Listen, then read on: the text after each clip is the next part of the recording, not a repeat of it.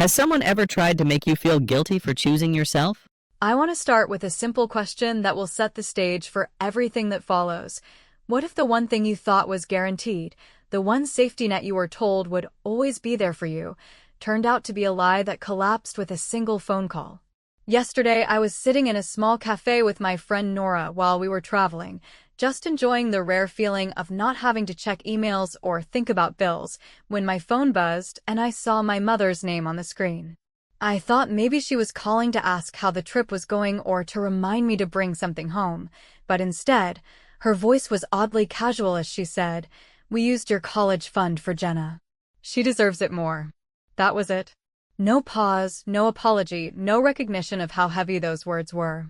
Just a flat announcement, as if she was telling me the weather. In that moment, I could have screamed, I could have argued, I could have begged for fairness like I had so many times before when they redirected something that was supposed to be mine. But I didn't. I just smiled, even though she couldn't see me, and said the words that I had been holding in my pocket for years. Good to know. She seemed almost relieved by how calm I sounded, like she thought I was going to let it go.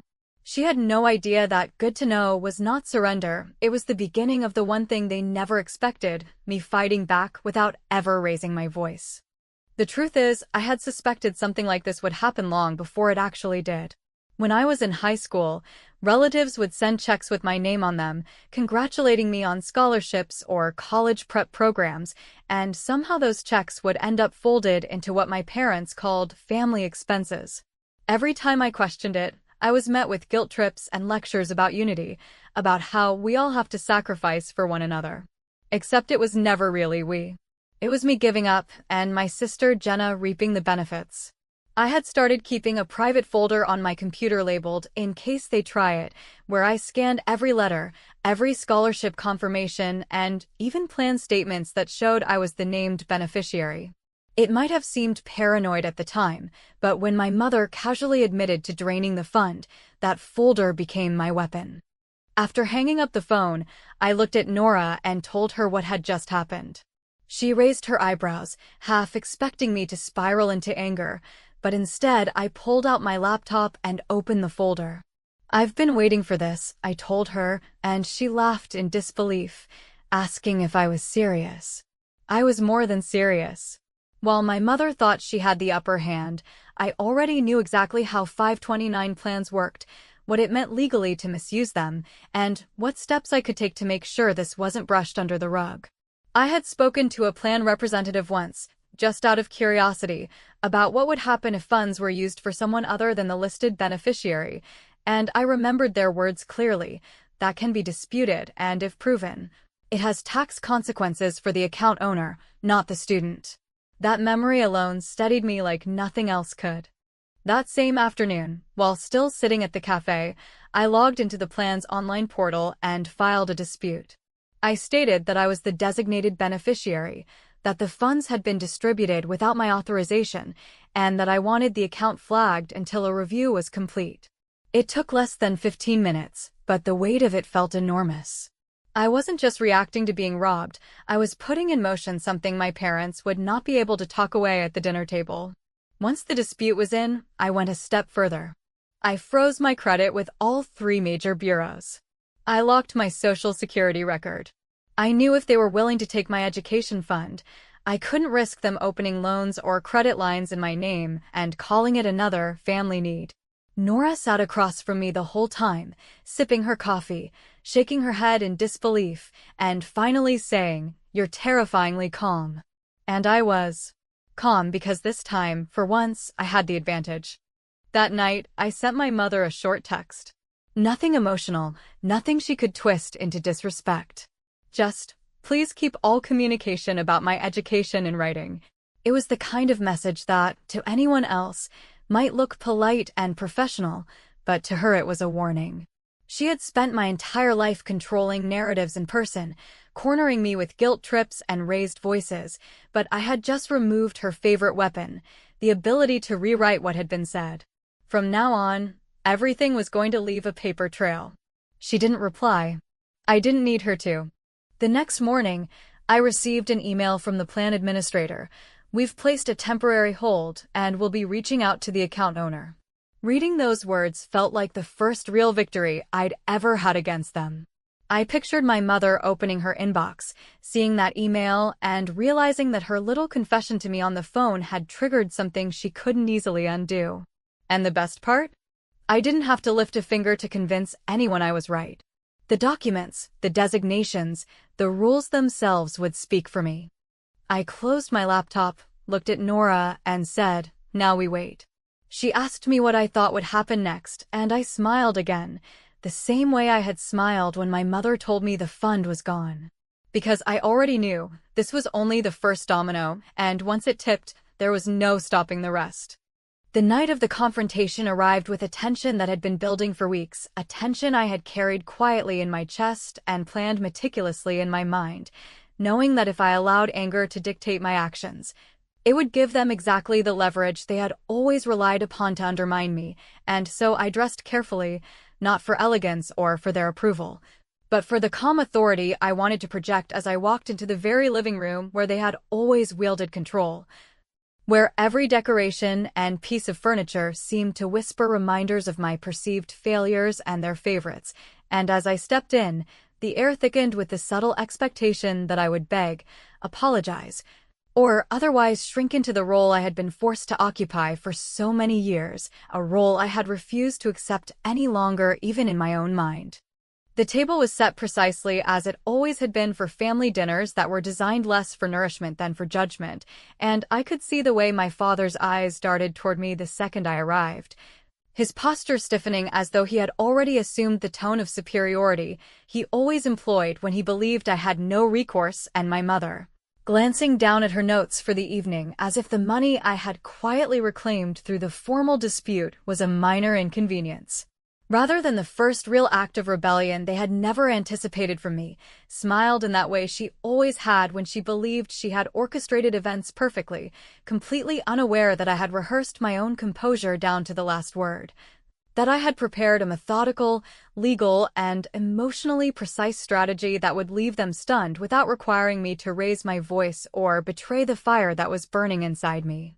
I took my seat, carefully placing my napkin beside my plate, and allowed the initial small talk to flow over me like water, nodding and answering with neutral tones while my mind catalogued every gesture, every facial expression, and every pause as I prepared for the moment when I would deliver the revelation that would shift the balance of control in a way they could not deny. And as the conversation wandered from work to neighborhood gossip, my mother, oblivious to my internal calm, began to mention Jenna's new car as if it were a point of pride, a subtle reminder of how she believed priorities had been properly allocated, and I allowed a thin smile to touch my lips while my hands remained folded, steady and unshaking, and when the moment was right, I leaned forward just slightly and said, "You might want to check your emails. There are some updates regarding the education fund you used for Jenna." The reaction was immediate, a flicker of disbelief passing across my father's face, his eyes narrowing as he realized that I was not referring to some minor inconvenience, but to something concrete, verified, and entirely beyond their manipulation. And my mother's hand froze mid-gesture as she processed that the phone call, the calm words I had spoken days earlier, had not been idle threats, but the first strike in a series of moves she had never imagined I would take, and the silence that followed was heavy and deliberate, the kind of silence that carries not only shock, but the realization that a narrative previously controlled by them had shifted irrevocably, that the room itself seemed to acknowledge that for once, I was no longer the obedient participant in their hierarchy, but the one who had quietly turned the tables using nothing but preparation, patience, and the precise application of documented facts. As they scrambled to retrieve their phones and open their emails, I felt a sense of satisfaction that was measured, quiet, and far deeper than any moment of triumph that came from confrontation. Because I knew the power of what I had accomplished did not lie in spectacle, but in inevitability, the inevitability of documentation, process, and evidence that could not be argued away with charm, guilt, or distraction. And when the email from the plan administrator appeared on my mother's screen, confirming that the distribution of funds had been flagged and that an official review had begun, I watched the way her confident smile faltered, the way my father's composed posture crumbled into something resembling panic. And I realized in that instant that the years of manipulation, favoritism, and unspoken control had come to a point where even their combined experience could not recover the upper hand because I had quietly and methodically removed it. I sat back and allowed them to fumble through the details, resisting the urge to interrupt or add commentary beyond the occasional, carefully measured word, noting with precision the tension in their shoulders, the slight shaking of hands, and the hurried muttering that betrayed a desperation they could not disguise. And as the conversation progressed, I made sure to keep my tone even, my expressions neutral, and my presence unflinching, because I understood that this was not about winning an argument in the moment, but about establishing a precedent, a proof of agency that I had long been denied and that they had underestimated entirely. And as I looked around the table, I realized that every lecture, every guilt-laden comment, every subtle attempt to undermine my choices had prepared me for this moment, because I had spent years quietly observing, documenting, and preparing for a confrontation that they assumed I would never dare to initiate. And now, with nothing but facts and a calm demeanor, I had won not only the immediate battle, but also the long-term recognition of my autonomy, a recognition they would not be able to rewrite. By the time dessert arrived, the room had transformed. My parents were no longer the arbiters of control, but the ones reacting to a sequence of events they had ignored in my years of patient preparation, and I knew that while the formal process would take time, the psychological shift had already occurred, a shift that could not be undone by words, apologies, or deflections. And as I sipped my tea, smiling quietly to myself, I understood that this evening would be remembered not for the meal we shared, but for the moment when I quietly reclaimed the authority that had always been mine and demonstrated, with calm certainty and precise documentation, that even the most well-practiced manipulation could be dismantled when met with preparation, patience, and a refusal to play the role of the powerless child any longer.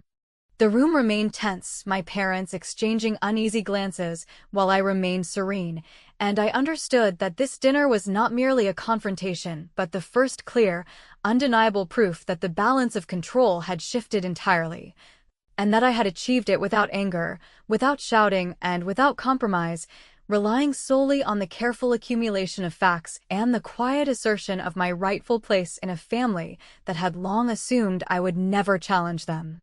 By the time the plan administrator scheduled a formal call to discuss the flagged withdrawal from the education account, I had already reviewed every document 3 times over, highlighted the relevant sections of the state policy manual, and rehearsed my tone until I could deliver each fact with the same flat professionalism that had always unnerved my parents more than anger ever could, because unlike emotional outbursts, which they could dismiss as immaturity or overreaction, methodical calm robbed them of the chance to reframe the conversation, leaving them with nothing but the weight of their own decisions and the slow, suffocating realization that this time there would be no clean escape, no clever spin, and certainly no quiet sweeping under the rug. The call itself was scheduled for a Tuesday morning, and though I knew exactly what I wanted to say, I still sat alone in my apartment 15 minutes early with my notes spread out across the table, staring at the same scanned letters and statements I had been collecting since I was 16, knowing that the very people who had once insisted I should trust the family would now be forced to explain, not to me, but to a third-party representative who had no stake in emotional history or parental pride, only in compliance, documentation, and the proper use of designated funds. When the administrator joined, her voice was direct and unbothered, the kind of tone only someone deeply familiar with disputes could carry, and after confirming identities and account access, she introduced the matter plainly, noting that the beneficiary of the account, me, had submitted a formal dispute regarding the most recent disbursement, and that the account owner, my mother, was now being asked to respond to the claim that funds had been withdrawn for the benefit of someone else entirely. My mother tried to interject with pleasantries, the usual deflections about confusion and good intentions, but the administrator cut through the noise quickly, asking her to confirm whether the funds had been used for my sister Jenna's tuition. There was a pause, a long one, and I didn't speak. I let the silence build, because I knew my mother hated silence more than any confrontation, and finally she said, in a voice that was clearly trying to sound calm, but had just the slightest edge of panic, "Yes. But we thought it was within our discretion since it was all for education and Jenna needed the help." The administrator didn't flinch. She simply said, "That is not how 529 beneficiary designations work. Unless the account was officially restructured and the beneficiary changed with legal documentation, which I do not see in our records, then the funds must be used for the designated beneficiary's qualified expenses. Otherwise, the distribution is considered non-qualified and subject to both income tax and a 10% penalty charged to the account owner." I could hear the shift in my father's breathing, the way he exhaled too fast, as if suddenly realizing the consequences were no longer theoretical, and I knew then that they had never expected to be challenged with policy language, only with feelings, which they could override by raising their voices or retreating behind guilt. But this wasn't emotional. This was procedural. This was me pulling out the receipt from Aunt Lila's contribution and reading it aloud, word for word, into the call, for Mara's education only, to be used strictly for tuition, books, or housing while enrolled. The administrator asked if they had documentation contradicting that statement. My parents said nothing. The administrator thanked me for the information, informed us that a formal review would proceed, and that during the review, the account would remain frozen. She also advised my mother to consult a tax advisor, as the disbursement might trigger IRS scrutiny, depending on the year-end reporting. And, just like that, the call ended not with an argument, not with screaming, but with a quiet collapse of the story they had so confidently told themselves. Later that afternoon, I filed identity theft protections across every major platform, not because I believed my parents would deliberately open credit lines in my name, but because at this point I no longer considered it safe to assume that family meant protection. Instead, I understood now that family, in their usage, was just a softer word for entitlement, a word that allowed them to extract resources while preserving the illusion of shared values. I also submitted a request to the IRS to officially block them from claiming me as a dependent, retroactive to the current year, and contacted a free legal clinic affiliated with my job to ask whether I had grounds to force a restitution claim if the misuse was proven in writing.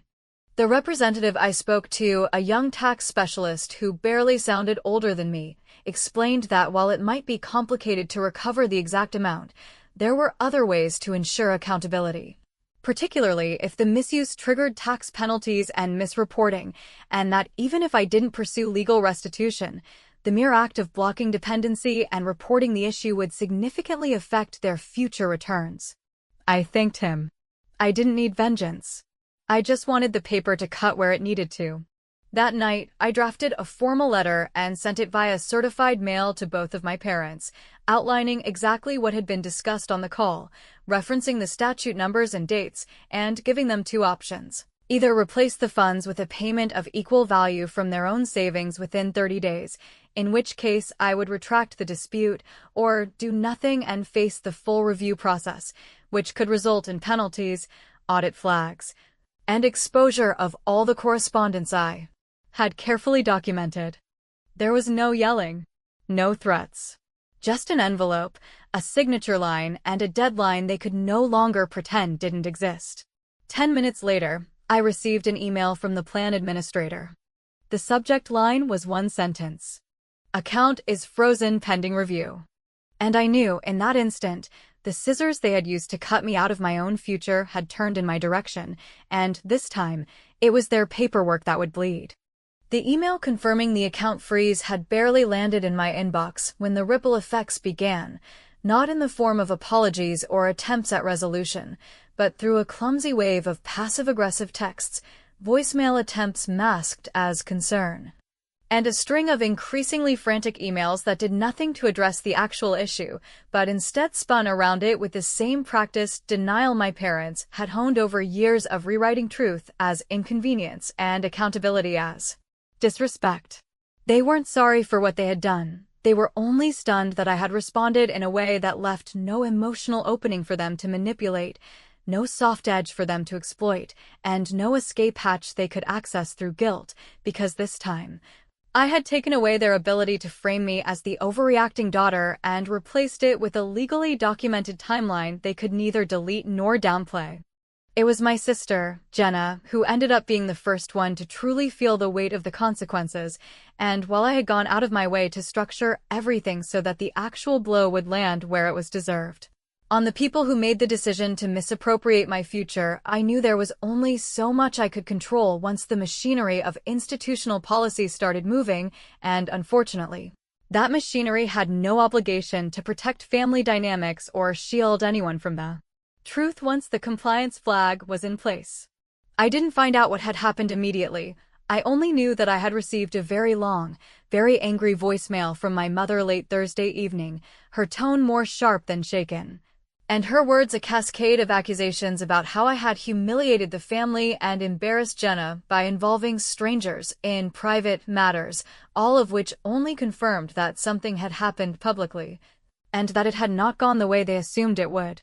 It wasn't until Nora texted me the next morning with a screenshot of Jenna's now-deleted post, a vague but clearly frustrated message about people who ruin everything just to feel powerful, that I put it all together, and within hours, confirmation arrived in the form of an email from the university bursar's office, addressed to me only because I had copied them earlier in the process with a general inquiry about payment timelines and disputed 529 plans. The message was brief and procedural, but it said more than it had to. A hold has been placed on the beneficiary's student account pending clarification of third-party payment origin. Please note that registration and housing confirmations may be delayed until documentation is resolved. That single sentence told me that Jenna had likely walked into the registrar's office expecting to finalize her enrollment, only to find her status suspended in administrative limbo because the payment that had been made toward her tuition had been flagged as part of a dispute. And while part of me felt the familiar stab of guilt, the one that had been reflexively trained into me since childhood, every time I dared to assert myself, I reminded myself that I had offered a way out, multiple times, through emails, certified letters, and calm, fact-based requests to resolve the issue quietly, without affecting anyone's education or record. They had ignored every single one. They had counted on silence again. They had bet on my compliance again. And now they were shocked that my restraint had not meant weakness, but strategy. I didn't need revenge in the form of humiliation, I needed accountability, and if that accountability made them uncomfortable, then that was a discomfort they had earned by assuming there would never be consequences for treating me as optional. Wanting to make absolutely sure that Jenna wasn't collateral damage in the long run, I called the bursar's office myself, not to interfere with the process, but to ask a very specific question. If the funds in dispute were removed, could the balance be paid through alternate means, and would that lift the hold immediately? The answer was yes, provided the new payment came directly from a source not under investigation. And that was all I needed to know. I thanked them, hung up, and logged into my company's HR portal where I began the application for our tuition reimbursement benefit, not because I wanted to go back to school full-time, but because the program allowed for direct payment to universities for qualifying employees pursuing night courses, and because this route, one I had never been offered by my parents, gave me the power to shift the narrative without touching their tainted money. I enrolled in a 2-course certification program at a local branch campus, selected carefully to qualify under company policy, and initiated the payment request, which would be processed directly from my employer to the school under my name. In that moment, I made a quiet but irreversible decision. If I was going to continue my education, it would be on my terms, through resources I earned and controlled, without owing a single inch of it to people who had demonstrated that love, in their eyes, was conditional on obedience and usefulness, not trust or respect. With a new payment scheduled and documentation submitted, I sent one final message to my parents, brief, cold, and stripped of emotion, letting them know that I had resolved my own educational path without the use of the disputed account, and that unless the funds were fully restored to the amount withdrawn for Jenna's benefit, I would not withdraw my complaint or engage in any further attempts at private resolution. I ended the email with a copy of the bursar's statement, clearly outlining the origin of the issue and the consequences triggered by their decision, along with one final line: "You made a choice. Now I'm making mine." Within 2 hours, my father responded, a reply so devoid of actual substance and so rich in performative outrage that it almost read like satire, accusing me of tearing the family apart, of acting like a stranger, of choosing outsiders over my own blood. And in that moment, I realized something that I had probably known for years, but had never allowed myself to say out loud. I wasn't the one who had turned away from the family. I was just the first to stop pretending it was still whole. By the time the final notice from the plan administrator arrived, a cold, administrative summary of confirmed misuse, penalty calculations, and notification of closure pending restoration or forfeiture. I was no longer running on adrenaline or anger or the kind of trembling resolve that had once defined every interaction I'd had with my parents. Instead, I had reached a state of stillness so complete it almost felt foreign. A kind of clarity that comes only after you've burned through every last excuse you ever made for people who hurt you while hiding behind the language of love, and what remained in that silence was not relief or celebration, but a single, unshakable truth. I had outgrown the version of myself that needed them to acknowledge what they'd done, because I had finally proven, not to them, but to myself, that I could set boundaries so solid they didn't need to be argued, justified, or forgiven to be enforced. When the penalties were issued to my parents, the actual, calculable financial penalties they had incurred through their decision to use my designated education funds for my sister's tuition without consent or modification of the beneficiary. It wasn't just money that they lost. It was the final thread of plausible deniability they had clung to for weeks, the hope that this would somehow resolve quietly, that I would relent, or that institutions would defer to parental authority like they always had before. But systems, unlike families, don't accept good intentions in place of documentation, and no amount of emotional manipulation or carefully crafted excuses could rewrite what was already logged in official records, tied to tax ID numbers, frozen account statuses, and automated audit triggers. Jenna, who had gone noticeably silent since the bursar hold and subsequent workaround I had arranged through my employer's education program, finally broke her silence with a text so brief and surgically guilt-laden it almost made me laugh. A single sentence about how she didn't ask for any of this, as if the entire chain of events had fallen out of the sky, disconnected from the quiet entitlement with which she had accepted a car, a semester of tuition, and the lion's share of attention for over a decade without ever questioning where it came from or what it cost the people around her, especially me. I didn't respond, not because I was bitter, but because I had come to understand that some people genuinely cannot comprehend the architecture of fairness if it threatens the foundation of what they've always assumed they deserve. My employer's payment for my night courses processed cleanly and ahead of schedule, and as I stood in the registrar's office handing over my ID, finalizing enrollment not just in a program but in a reality that I had designed without parental oversight or assistance, I felt something far more powerful than victory. I felt ownership, not just over my education, but over the narrative I had once allowed others to define for me, and as I walked out with the printed confirmation in hand, I understood with complete certainty that this moment was not about punishing anyone, but about finally choosing myself without apology, without negotiation, and without fear that doing so would make me the villain in a story I never agreed to be part of in the first place.